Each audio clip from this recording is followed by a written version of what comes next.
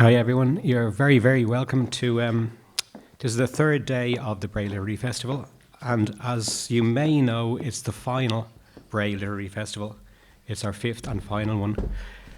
We've been trying from year one of the festival to get Donal Ryan to come and talk. Finally nabbed him. So we're absolutely... Save up for 5 years. We're absolutely delighted that Donal is here, all the way from North Tipperary. And in fact, he has to give another talk this evening in Nina, so we were very lucky to have him here. The Queen of Dirt Island is Donal's sixth novel. He's been twice longlisted for the Booker Prize, for The Spinning Heart, which came out 10 years ago, and for A Low and Quiet Sea. And both of those have been made into plays. The thing about December has been made into a film, so he's an extremely well-known and, as I say, we're delighted to have him here. He'll be happy to sign copies of The Queen of Dirt Island afterwards. They're for sale in the lobby. And he's being interviewed by our founder and chair, Tanya Farley, who's also my better half, as it happens. And she's the author... It's my claim to fame.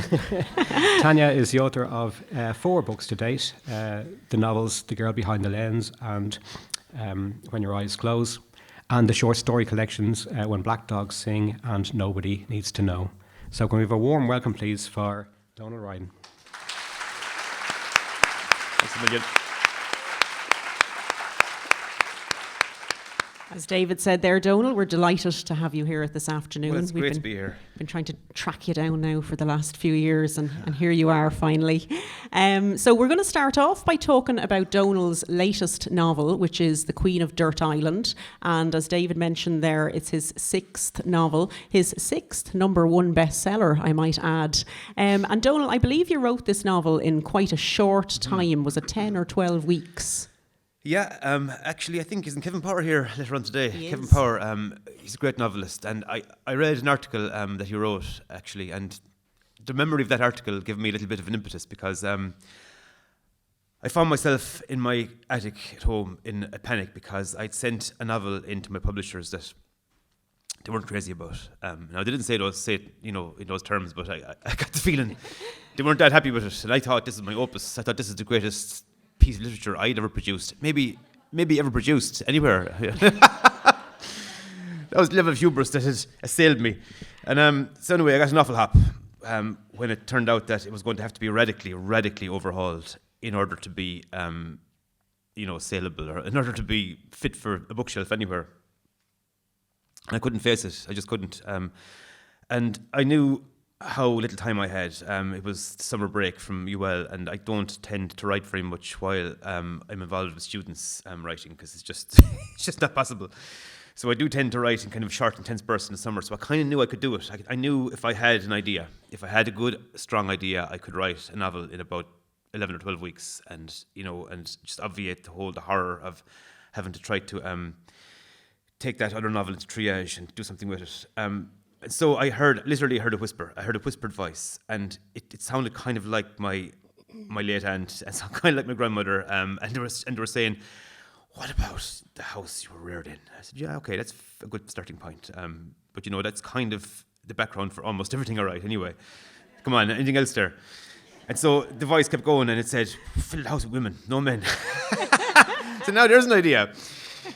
And, it was great because that's kind of the way my childhood was. I was reared in that house. My dad was working really hard in 2 different jobs, and so he was hardly ever there. And I was, like nearly all children in the 70s and 80s in Ireland, reared amongst women. And the voices just came very clear to me.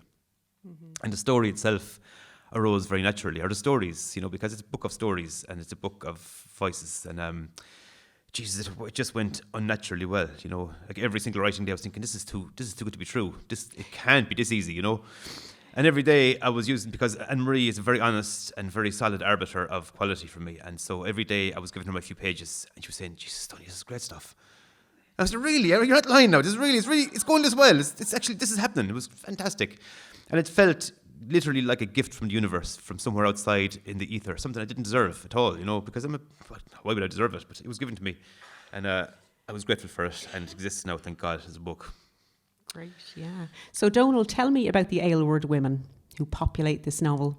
Well, I mean, the main character is Saoirse, and she, it tells the story of Saoirse's life from pretty much the week of her birth until she is a young mother herself. I suppose the matriarch in the story, there are two. There's Nana and her daughter-in-law, Eileen Elbert. And Eileen, for me, is the heart of the book. And she's praised pretty closely on my own mum. I didn't go far at all research-wise for this novel.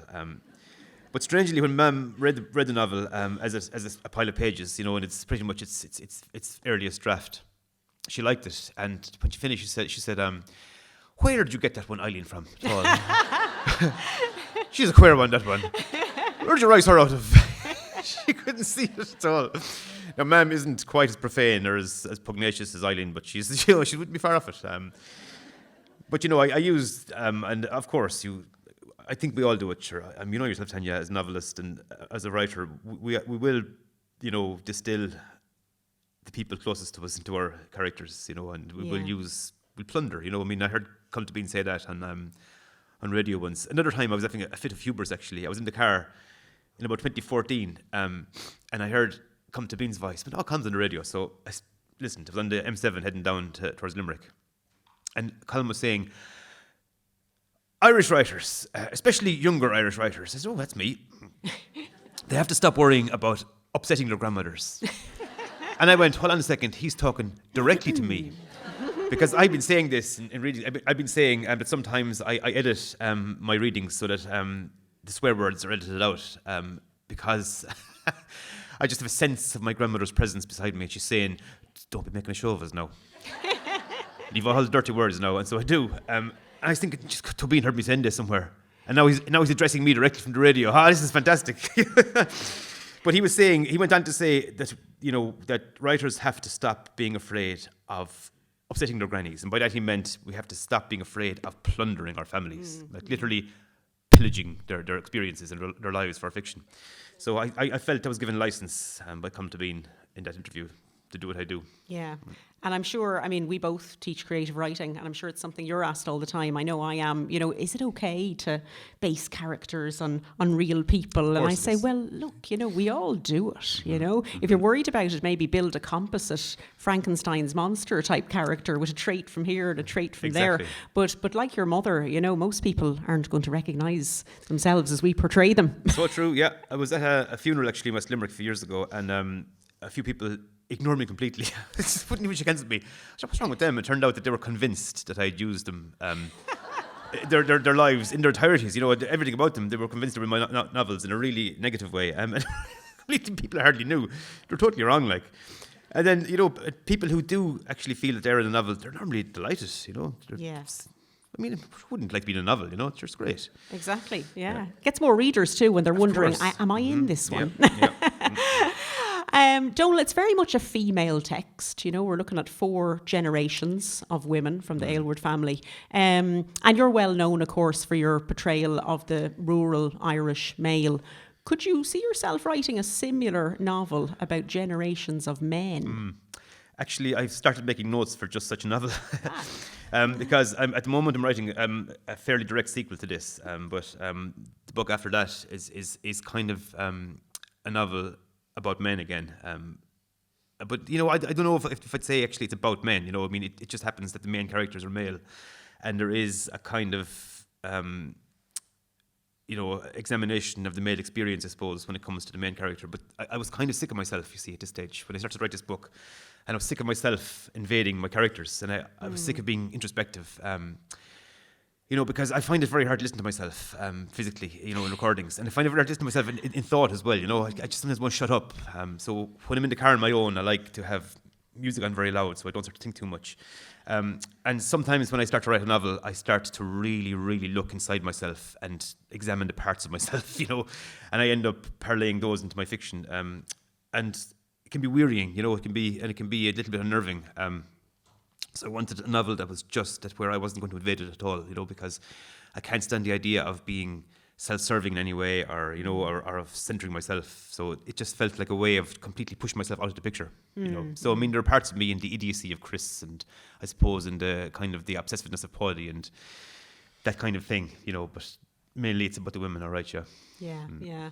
I feel like we have a sort of a Donal Ryan world or microcosm at this stage, from the 6 novels and from the short stories too, because what's very interesting, and I'm sure it's something that people enjoy about your work, is we see the same characters cropping up time and again, and we think, oh, I know that person, because I've read the previous novel, or I've read a novel from a few years back, and he was in that one, and I really enjoy that. I mean, we've Josh and Honey from Strange Flowers show up in this novel. We've got Melody and Pat from All We Shall Know. I think, if I'm not mistaken, there's even a mention of Bobby Mahan as well, early in the novel. Fair play. So is that something that you plan, Donal, or is it that you create these characters and they're clearly still with you after you've written about them? Absolutely. There are a few things actually, and God, it's a great reading, Tanya. Thanks a million for spotting those. It's kind of magical. There was a story I wrote where a couple from a novel turned up in a story very briefly and very obliquely referred to. When people spot that, I just think it's amazing. I think I've got this really warm feeling of gratitude to that person just for that close reading. It's lovely to hear. But it's very practical, really, as well, because first of all, I can keep tabs on who's who in this fairly narrow, semi-fictional world that's based very closely on my home village in my hometown. And also, I do feel a deep affection for some characters, and I really miss them when they're gone. I mean, I really wanted to bring back the Gladney family into this book, so they're friends of the Elwards, it happens, and they're kind of from a similar kind of background, and it was just lovely to meet them again, I loved it. Mal Gladney is kind of as ambiguous as ever, and her mother is as kind of devout and as practical and forthright as ever, and it was just great to meet them again. And even in the sequel that I'm writing now to this novel, Nana's voice is very clear in the novel, in the character's head, and it's lovely to hear her again, Because it is, I suppose, because sometimes it's impossible to separate ourselves from our characters, and it's impossible to separate our families from our characters, and the inspirations we draw from people we love that go into the characters, make them very real, don't they? Yeah, absolutely. I'm just curious, will you bring back Johnsy at any stage? I love Johnsy. It's kind of beyond coming back, yeah. Or Johnsy. I don't know, actually. That's, that novel, actually, that's the only time I ever kind of heard myself sounding precious about the act of writing was when I finished writing that novel. And it was the first novel I ever finished. And I was saying things like, oh, I'll never do it again. It's just, I'm half dead. I've shortened my life. It was just such a struggle. It was just every single sentence was a struggle, I was full of shit, really, But it was probably the hardest struggle. Maybe because it was the first, and I was worried about every line, But Johnsy just feels like a kind of almost a dark presence in my past. But I feel such gratitude to that novel for making me, for the first time ever, admit that I was a writer and feel like a writer. It was great. It was the power of it for me. But it's always nice. Yeah, it's always nice to let characters walk back on stage for a while and check them out and feel them again and feel the kind of things you felt as you wrote them again. Yeah, fantastic. Donal, could I ask you to give us a little flavour now of The Queen of Dirt Island? Would you like to do a reading for us? I'm wondering if you're going to read from Eileen now with all her profanities. Actually, I was thinking while I read the chapter where Eileen finds out that her daughter's pregnant at 17. But I won't. It's too much. I was thinking of reading that myself, really? Actually, yeah. I did a reading actually once, and I read something like that, and then I spoke about the reading in kind of the same terms as the reading itself, and I thought the whole event went really well. And afterwards, I saw an organizer at the door saying goodbye to people, and he was saying, "Goodbye now, sorry about that."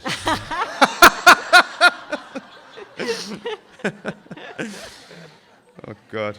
So I'll read just a short chapter where Eileen, whose husband has died, on the first page of the novel, Eileen Aylbert's husband is killed in a car crash, and so she's a young widow. And a few years later, her late husband's brother proposes to her, and the chapter's called Proposal. Chris proposed to Mother. Oh, it's from the point of view of Saoirse, who's Eileen's daughter. She's, I think, 11 at this point. On an evening in early summer, with his working clothes on him, as though he'd been seized suddenly by some amorous impulse, some wild desire that had been lying dormant, he came rushing down from the fields to the village. Half-cocked, as Nana said later, though she didn't wholly disapprove of his hastily conceived and poorly executed plan. He stood a long while at the side door, mumbling. Saoirse had never seen a redder face. Mother had stepped back to let him in. She had a cigarette just lit, and she was pulling on it deeply. "Come in, Chris," she said through a cloud of blue smoke. "I won't, Eileen. My boots are covered in muck. I won't drag it in along your clean floor." "Ara, clean my arse," said Mother. And Chris laughed, a high chuckle, the way he always did. Chris enjoyed Mother, and she liked him right back. From somewhere, from the ether or the blue heavens or the fumes of new growth or agricultural diesel, he drew courage and he made his proposal. "Eileen, I was wondering," Saoirse heard him say. "Wondering what, Chris?" "I was wondering if it wouldn't be the best thing for all concerned if you and me, if I and you, if you and I, if me and you." And then he said it straight, nearly in a shout. "Will you marry me?" Saoirse saw Mother bend forward, as though someone had struck her in the stomach. And she grabbed in her two fists the lapels of Chris's overalls, and she pulled him into the kitchen, slamming the door closed in the same movement. Chris's eyes were opened wide in shock. Whatever he'd been expecting, it wasn't to be manhandled off his feet. He straightened himself and put a hand over his face and drew it downwards, as if to reset himself, to regain something of his passive countenance. "What kind of rubbish are you talking, Chris?" Chris didn't know, it seemed, what kind of rubbish he'd been talking. But on he ploughed. There he is now. Stop reading that bit. It's too embarrassing. But on he ploughed. "We wouldn't have to, you know yourself, be married in the fullness of the word. We just, you know yourself, have a bit of company. We'd take the bad look off of things. You'd have a bit of company, yourself and the baby." "Baby?" Saoirse was 11 years old, and she opened her mouth to protest this slight, but some vague wisdom rose from within her and silenced her. Paddy and Chris, her uncles, called her the baby, and maybe they always would. "I love you dearly, Chris," said Mother, "and I'd be a lucky, lucky woman if I were free to marry you. But I'm still, in my heart and soul, married to your brother, and I will be, I'd say, for all of eternity." Chris said it was okay. He was sorry. And Mother said she was sorry too, and she kissed his cheek. And Chris dragged himself back up the hillside and didn't come down again for a long, long time. Poor old Chris. Thanks very much. I'll accept the applause on behalf of Chris.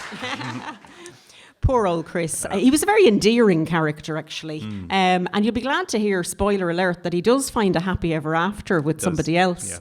And I have a little quote there from Eileen, because I was just thinking about the humour and you've heard that there with Donal's reading, the humour that's injected into this novel as well. And Eileen, when she says that Chris has met somebody, she says, "Chris is after getting involved with a one from the town, a right-looking apparition."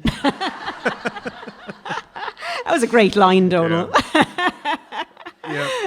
You know, I always feel guilty actually about those kinds of aphoristic lines because, I mean, they're all just things I heard and have been hearing all my life and probably heard this morning, you know. 'Cause I remember years ago, actually, the first review I ever got from an American reviewer was on a blog called Books and Bowel Movements. And the reviewer she's actually an agent now and she's deleted all her blogs, but she decided that my book was bowel movement and not a book. And she declared, this is verbatim, she said it was The Spinning Heart was the worst book ever written. Not just the worst novel ever written, you know, the worst book ever written, of all the books, all the 50, 60 million books ever written.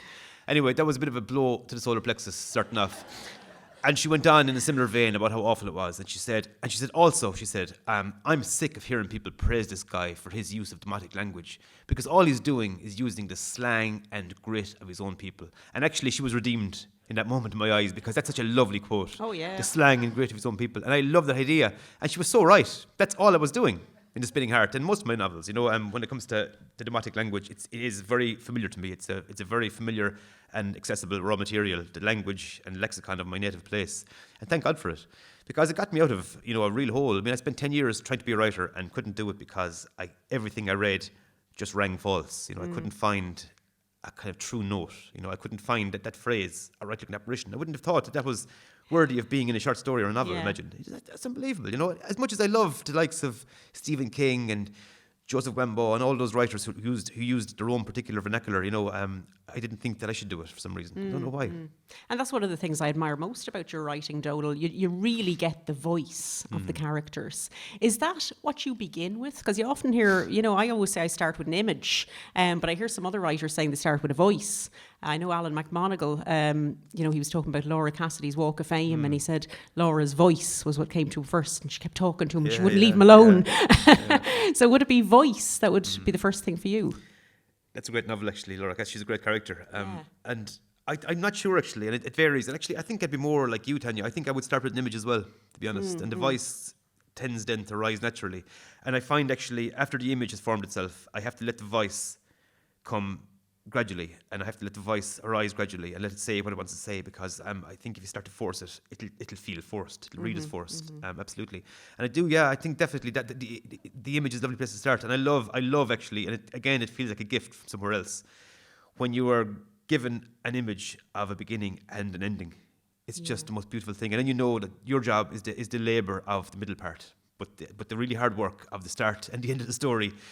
When that exists before you start, God, it makes it so much easier, doesn't it? Yeah, absolutely. I can't say I've ever known the ending of any of my books when I started, but I have heard others say they work that way, maybe towards an ending that they have, which is, it sounds like a great way to work. Talking about the structure of this novel, what struck me when I started reading was the short chapters. Each chapter is just under 2 pages. That obviously can't be a mistake, or it's obviously got to be deliberate. Do you want to talk to us a little bit about that? I will, actually. It's a bit arbitrary, to be honest. 500 words, but 500 words is kind of the. It is when you see people writing flash fiction, or when you see ads in magazines for flash fiction competitions, it tends to be always 500 words. And I was really inspired by our students in UL. A few years ago, Sarah Moore, my colleague, and I asked students to write a piece of flash fiction at the very start of the first semester in order just to get things flowing, to get their blood moving. Jesus, the pieces they came back with were just incredible. I mean, really, really just so strong. And they wrote them pretty much there and then, It was fantastic. And I kind of had the idea then of forming a novel from those kinds of vignettes, those kinds of self-contained little pieces. But I was thinking, it might be a little bit too much for a reader to have story. So I said, but I could still have them, in small blocks, in little modular blocks, and allow some of them to run on, so that one story is told over 4 or 5 blocks, and then, one block contains a full story. And the idea came back to me when I was sitting there in panic, starting this novel, and I thought that'll be a very good way of preventing digression, preventing tangents, of keeping the story really tightly reined. And so I started to write these vignettes, and they all were coming out at around 500. And then the first 3 or 4 existed. I thought, you know what, I'll just tidy them up and make them exactly 500, just for tidiness on my PC screen. So it turned out that if you use 1.5 line spacing, a 500-word chapter fills 12-point text. It fills one full screen, and it just looked very tidy. And that was it, And this tidiness added to my sense of progression. And each one of them having their own title added to that again. And so I really felt as though I was making really good progress, So if I could do 1 or 2 or 3 a day, I was flying it, Absolutely, yeah. And that's the way it worked. And I never had any pretensions or any kind of lofty notions about it. But you will have these things ascribed to you the minute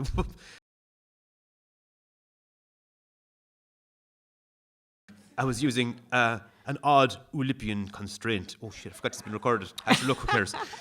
And I'd never heard of the Oulipian movement in France in the 60s. I never would have dreamt of trying to emulate the Oulipians, whatever they are. But it literally was an expedient. It was really, really a way of making the novel just form itself naturally. Yeah. Even though it's arbitrary. The other thing was, in my head, I was thinking, I can justify this if it's ever an issue. Because I was thinking back at my own recent past and the days of experience.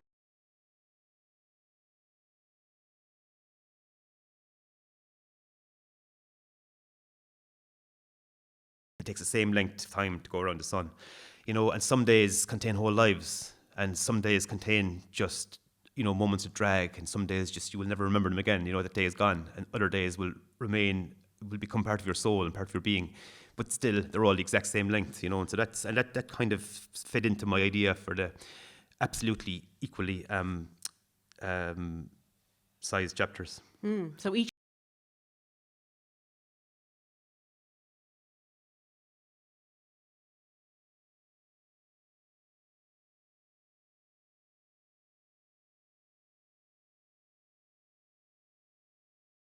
chapters. Donal, do you want to talk to us a little bit about the landscape of your work? Because again, you mentioned there about voice and using the vernacular and the phrases that you would be, familiar with from the people around you as you were growing up and that. So the landscape, I would imagine, plays an equally important part. Oh, absolutely. I mean, I find myself sometimes existing in my imagination, and my imagination tends to wander back to the place I grew up always, and I'm not sure why, but I feel safest remembering how I felt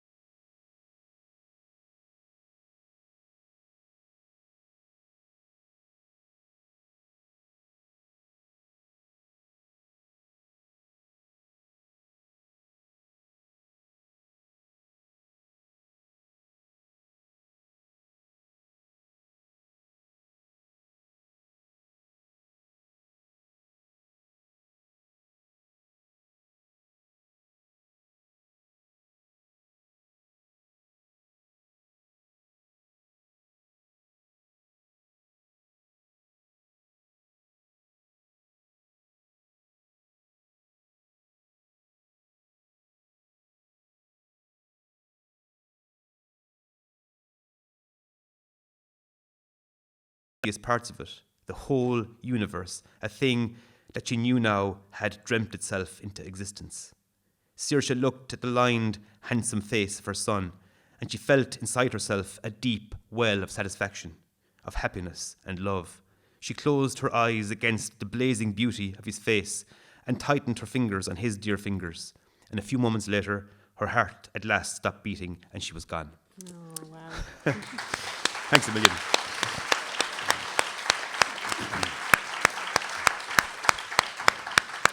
Thanks a lot, Donal. It's really interesting that you added that final chapter.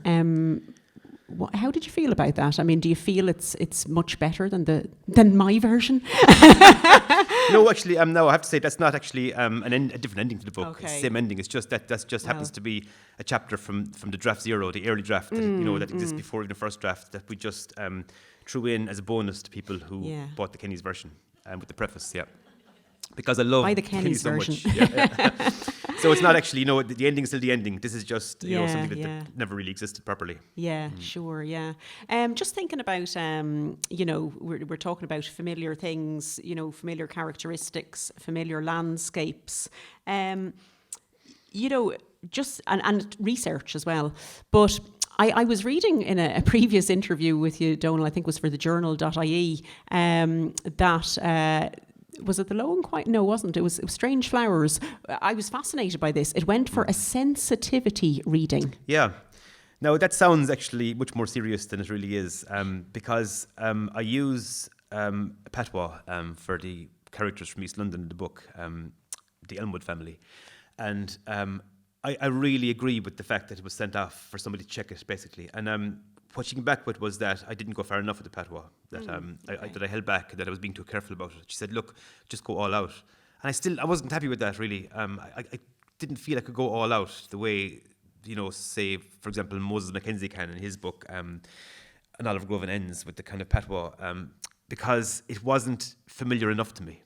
And I read some books like Mother Country, and I dug into my memory of being in London in the 90s, in pubs in Elephant and Castle with my girlfriend's family, and meeting people who were from an Afro-Caribbean background and hearing their voices and just reveling in their voices, but I didn't know enough for sure to be able to write it in the way that the reader said I should, So, I mean, she was a great help, really a great help now, I must say.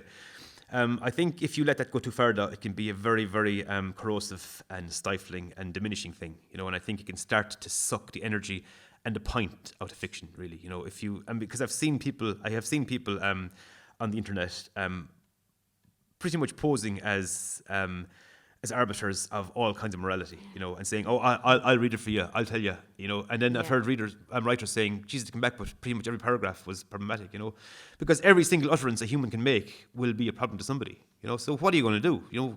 If we'll all have to just shut up otherwise, so I think, I think that the kind of work that lady did for us on this is really helpful, and it really has a technical place, it really has a use for producers of books, but I think if we start to ask people if something's problematic, you will definitely find somebody who'll say, yes, it is. It is, yeah. Yeah. We hear writers being criticised for that all the time, but I mean, that's our job, isn't it? We're using our imagination. Exactly. It is fiction, and it is important to get it right. Absolutely. Of course. Oh, that's the important thing, of course, Tanya, yeah. Kate Duval actually wrote a great article about this for The Guardian a few years ago, and she used the phrase, we shouldn't, and Kate actually agrees that we should be free to write whatever story we choose to write, but we have to be careful and we have to be respectful. And she said, don't dip your pen in somebody else's blood, and that is the important thing. The important thing is to always be reaching towards some kind of truth about humanity, about the human condition, and not being... And not appropriating, because you can write any story without appropriating. Appropriating is taking something that you've no right to take, and being in a way that's disrespectful. But if you're respectful and you're prepared to do the work and prepared to be assiduous about it, it's our job, as you said. Exactly, it's our job. Yeah, that's what we have to do. And I mean, you've written characters from all sorts of different backgrounds. In All We Shall Know, you're exploring, the Traveller family, with Farouk, who's from Syria. I wonder, were you a bit nervous about writing that after your experience with your story set in Syria? Actually, I was fine because I made a big mistake actually years ago of saying that I was a lazy researcher. And what I meant, I should have expanded on the point. What I meant was that I sometimes have to force myself to engage in the actual hard graft of research, because it can be laborious if the thing you're researching isn't effervescent and isn't interesting in any way. But I never ever said I don't do it. And so I'd spent 7 years in a job where I met people in Farouk's situation once or twice, or sometimes several times a week. And so I had aggregated a good body of experience, and I had kind of absorbed enough story and enough of the lexicon and the kind of the emotion of that situation in order to be confident that I could do a good job on my rendering of Farouk's story. But no matter what you do, people will say you should stay in your lane. I mean, if I stayed in my lane, first of all, it'd be very boring. It'd be me basically. And I live in I love my life. I have a very happy life. But I have a stable marriage and 2 lovely kids, and that's kind of it really. And I work as a lecturer and I coach a soccer team, and that's pretty much my whole life. That's it. The whole thing is there. Everything is about my life is there. That's no crack for anybody, So, no one wants to buy that story. Just talking about some of your other works, Donal. The thing about December was made into a film called Fosca, I think. Yeah, Fosca. Did you have a hand in that at all? My only hand in that was holding it up, basically, because I was so incensed that they departed from my story. But when I saw the film, I was so glad they did, because it's such a beautiful film. It's so beautifully shot and beautifully acted, and the Irish just sound so gorgeous in it. Yeah, I should mention that it's an Irish language film. Yeah. I mean, for me, the actual events, the things that happen to Johnsy are the essence of the book. But most of them are retained. The ending is very different. But actually, I'm thrilled that it has the ending it has, the film, because it feels like a second chance for Johnsy almost. And also, I mean, I had to reconcile myself to the fact that you write a novel and that's it. You've written a novel and it exists then in the way that you meant it to exist. And so if somebody wants to go about adapting it or changing it, sure, so be it. Let them off. I mean, what's the worst that can happen?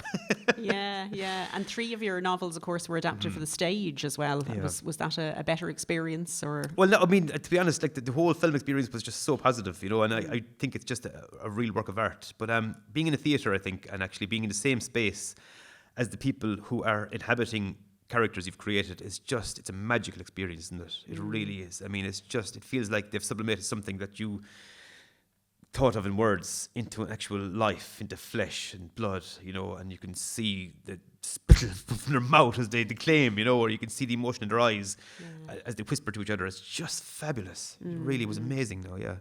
Yeah. Fantastic. I think at this point I'm going to open it up to the floor. I'm sure there's people out there who would love to ask Donal a question. We don't have a roving mic, so if you can just shout at us, that would be great. Unless there are comments about something being inauthentic, then you can just keep quiet. Any questions out there?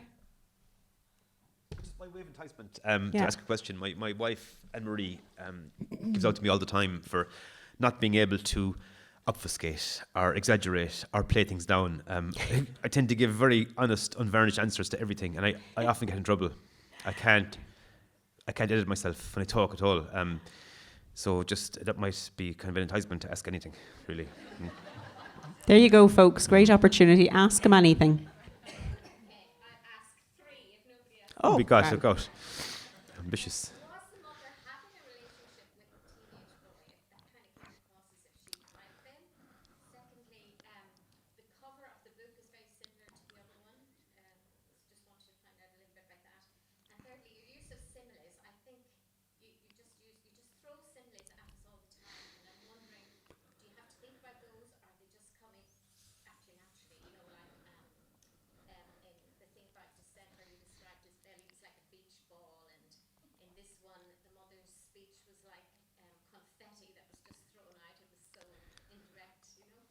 Would you want to answer that one, and we'll work our way backwards? That's exactly what I'll do, yeah. Brilliant. I don't think about them. I find if you sit down and think about analogies, they will start to become forced. The more thought you put into them, the more fake they'll seem. I think the ones that occur to you immediately are nearly always the best. And I don't recall any time where I was sitting at my desk chewing my biro going, what could I compare it to? They tend to kind of, again, I'm very lucky in that respect. They seem to just kind of be fired in my imagination somehow, come onto the page like that. I can't remember a moment where I was sitting for too long considering an analogy, but I know loads of them have been edited out because some of them just don't work,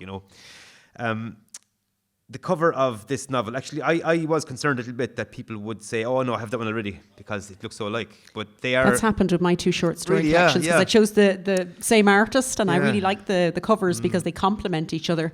But sometimes people say, oh, I have that. And I'm saying, no, you don't. This is the new one. Oh, absolutely. The other night, actually, in Sligo, people were coming up to me with strange flowers going, that's your new book there, don't you sign it for me? I said, no, that's not my new book. I didn't make that face. But yeah, they are definitely, Owen Gent is a fabulous artist, and they are definitely of a series. They do have that complementary nature. And he uses the same idea with the image, with the faces and the petals of the flower. But I think the shading is different enough, just about to distinguish them. I think the new one is much brighter, isn't it, than Strange Flowers. Mm-hmm.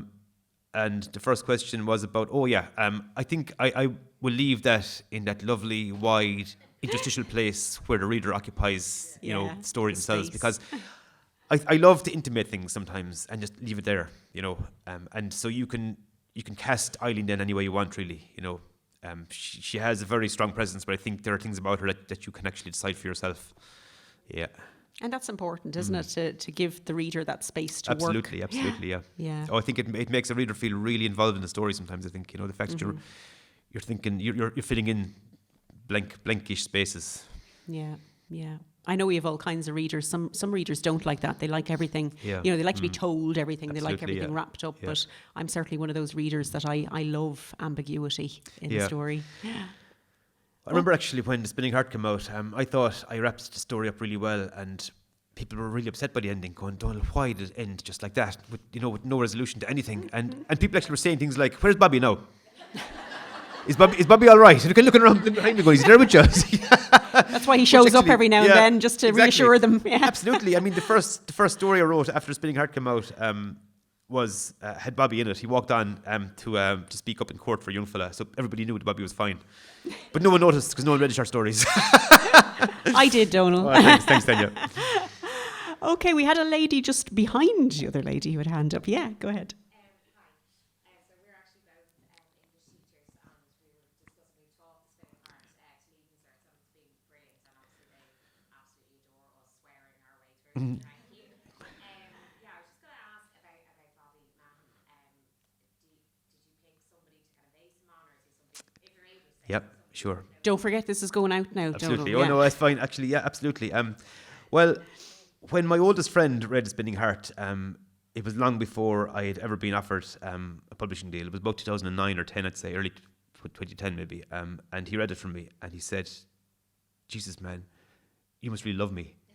And he was kind of emotional. Now, he's a tough guy now, this man, and he goes, because this book is about me, isn't it? And he really, he saw himself in Bobby, and absolutely, I couldn't tell him he was wrong, because he was very right. There was loads of parts of his life and his being in the character of Bobby, and he's a kind of a composite of all the men I've looked up to in my life. All the men who are just stoic and hardworking and who persevere, but also, having said that, are always in a position of danger because they have this chaos inside them that they don't express. And there are loads of things about their existence they can't articulate. And I suppose Shawnee Shaper is even a more extreme iteration of that idea. But yeah, definitely, I based Bobby very closely on those kinds of men who I grew up with. Yeah. Yeah. Thanks, Donal. Lady in the front, yeah. I'm just wondering, what does it feel like to walk into a bookshop and see all your books on the bookshelf, and do you ever experience any kind of imposter syndrome? No, I used to actually, but you know what? That thrill, that initial thrill, wears off in the same way that apparently the thrill of winning the lotto wears off. Yeah, apparently we all have a baseline of happiness that we exist along for our whole lives, no matter what happens. We have a natural level of happiness, and no matter how much money you win, or how much success you have, or failures you endure, you will return up or down to your baseline of happiness. So at the start, I used to be, and the thing about it is as well, it's a very fragile joy. Any success you achieve, or perceived success as a writer, it's very brittle, I find. And I think most writers will agree with this, that, the minute the bad review comes, or the minute you're sneered at on social media, or the minute you're overlooked for something you expected to get, it's diminished somehow. But what we have to cleave to is that fact that nothing matters as a writer except your next sentence. As John McGahern said, if you look after your sentences, everything else will look after itself. And so, I mean, all of those attendant joys of book launches and seeing books on shelves and people reading your book, the greatest joy of all, they're not possible without you sitting down at a desk and being careful and being loving and being reverent about language and about the sentences you write. It's the only important thing, really. And it took me a while to remember that, because I was buying along, because I had such a kind of a strange start as a published writer. Everything went completely right very quickly, and I thought, Jesus, this is the way it's going to always be, and actually it'll get better and better. And so by the time I'm 40, I'm going to be probably a multimillionaire, Yeah, so, Are you not, Donal? No. Oh, God. A friend of mine said to me, how much money have you in the bank now, Donny? Would you have $1 million? Yeah. And I showed him my overdraft, and he couldn't believe it. I've been very lucky with my advances and everything, but it's not a very well paid job unless you are one of the very, very unusual gilded few that will sell millions. Yeah, really, you have to sell millions to make money, Yeah, absolutely. Okay, one or two more. Yeah, lady here in the second row. Yeah. Hi, Donal. You mentioned that there's going to be a sequel to Yeah. The Queen of Church Island. Now, I'd love to be honest, but I get in big trouble over this. I shoot my mouth off all the time. I start bullshitting about things that aren't done yet, and talking. I mean, like the book that this book replaced. I was going around Ireland reading from that book, going, "This is my new novel. Here is the opening chapter." This is before my editor even read it. I was thinking, sure, this is so brilliant, in fairness. But I'm sure it is. The publisher's not always right. Yeah, I don't know. So I shouldn't say too much, but I am fairly confident that I'm not allowing my hubris to invade my thinking about this book, and it's a very natural progression. Pearl is, because at the end, Pearl leaves at the end of this book, so she's on her journey, on her travels, basically. And it's really enjoyable, to be honest. And Nana's voice is there again, because she exists in Pearl's heart and soul, Thank God, it's great.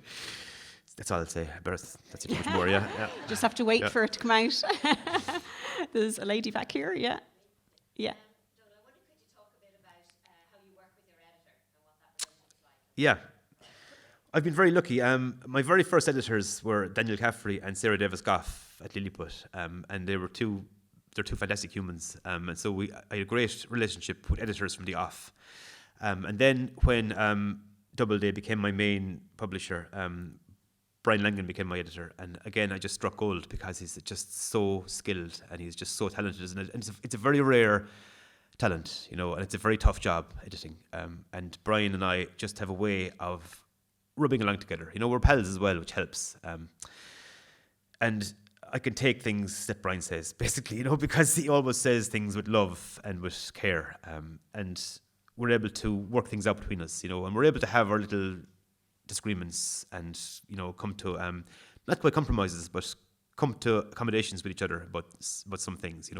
So it's great. I'd hate to have an editor who was gung-ho and blazing in there and just tearing something apart and saying no, I couldn't handle it. I wouldn't be able to work like that at all. I have to be kind of babied through the process of editing, to be honest, because I always sulk. There's always a period of silence after I get Brian's initial edits, and I go, no, I'm not talking to him anymore. Finish with him. Then I go back for a second, kind of more careful look, and when I've calmed down a bit, I go, yeah, he's right. Yeah. So yeah, I've been very lucky. Yeah, there's a man back here, yeah. Thanks, Donal. It's great to hear you talk about all these things. I was really struck by how much you lit up when you were talking about the magic of theatre there. Yeah. And it made me wonder, have you ever considered swapping modes and giving us something that is purely for the stage or for the screen, or even some poetry? No, well, I've inflicted my poetry on Sunday Miscellany, and they've seemed to appreciate it. So it's probably not the worst poetry in the world, but I hate to even talk about poetry. Luke Morgan is here, one of my favourite poets. I'd be embarrassed for him to say, yeah. "Oh, hey, Luke." We can barely see you up there. Seriously, let's guess. So I have no glasses on. It was only when I said there's a man at the back, I was like, that's Luke. All I can see is a blur because I have no glasses on. But anyway, what's it saying there? Oh yeah, so yeah, my poetry. Luke is one of your compared favourite to people like poets. Luke, yeah, my poetry is awful and it's embarrassing. But I love it. I love the rigor and the kind of compression that poetry requires, and the way it forces you to think so so intensely about syllables and about phrasing and timing and all that. I think all novelists and all prose writers should read poetry and try to write poetry, even if just privately, because it's just so good for our facility. But it's a dark art to me. And also, I was talking to David. David is starring in Death of a Salesman, David Butler. I think it's starting next week, isn't it? November. In November. I can't imagine being on stage and having to act and having to inhabit my art in the present. Imagine how terrifying, and imagine how thrilling it is as well, and so I've never really considered, because I've that fear of theatre, of being involved in theatre. I've kind of stayed away from the whole idea of writing anything like that, but maybe in the future. I did adapt The Spinning Heart for stage myself. My adaptation wasn't ever staged. It was commissioned by a very famous producer, and I took unpaid leave from work actually to do the adaptation. Nearly starved, got rickets and everything. I mean, it was terrible. And finished my adaptation. We thought it was great, and we did a read through with actors up in Dublin, and they were all going, "This is great, this is brilliant." And the producer was going, "God, we have something here. This is great stuff." And then about 3 months later, he rang me and goes, "What did you do to that play? You ruined it." We had a second read through, and it was terrible. And I said, "Hold on a second now. What did you use? What material?" He goes, "We used the scripts that were there left in the play." Because they weren't changed. They were left there since last time. Yeah. It was the exact same script. So I don't know what happened. So I blame the actors. You got different actors. It's all their fault. Well, we might see it on the Mermaid stage yet, Donal. Yeah, there maybe, might be yeah. somebody listening in there that's thinking, "Oh, now there's an idea." Folks, we're going to have to wrap it up there. But Donal is going to be in the foyer signing copies of The Queen of Dirt Island, for those of you who'd like to buy a copy. Thank you so much for coming out today. And on behalf of Bray Literary Festival, thank you so much. We have events all afternoon in the town hall across the road. The next event is at 2:30. It's the Stinging Fly Literary Lecture, which is being delivered by Kevin Power. I'm sure we have a lot of aspiring writers in the audience. I get that from some of the questions there. So I'm sure you'd be interested in hearing what Kevin has to say about his writing process. Thank you very much. Can I just say, actually, before we finish, I'm so sorry. Thanks to Tanya and to David. You're a powerhouse in Irish Letters at SUI. You're fantastic, and you've helped so many writers, and you've given so many writers a voice and a stage in this festival, and it's been fantastic being part of it. And thank you so much, and thank you all for coming. You've been a beautiful audience. Thanks, Tanya.